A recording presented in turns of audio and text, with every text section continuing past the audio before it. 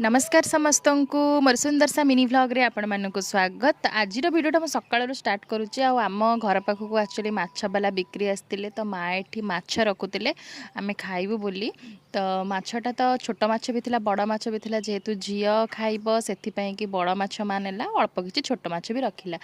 तो ये माछ मौसा जी आसते से क्लीन कले माछ काटिकी भी ये आम घर सामने देले। तो गोटे कथा सांग मैंने केबे भी माने कौन सी लोक कौन सी व्यक्तिर काम को आम छोट कि बड़ भावानी ना कहीं सब मनीष से छोटू ही बड़ होता। तो से भाया ये मौसा को देखिकी मुझे भावुली जे सबू कम हूँ समस्त कष्ट ना जी जो कम भी करूना कहीं समस्त से कष्ट ही लगे किंतु से ही समस्त वृत्ति चले। तो जहाँ भी हो तापर मौसा तो माछ देकी गले माँ ये चीनी परटा मोपाई करदे खाई सारापर झील बाहर ता भाई को लेकिन कुकुड़ा चिआँ देखा जीव ता भाई कहीदेला जे आम घर कुकुड़ा चिआँ होती कि चलू आम कुकुड़ा चिआँ देखा को ये तो जमा भी रही शुणी जेहेतु।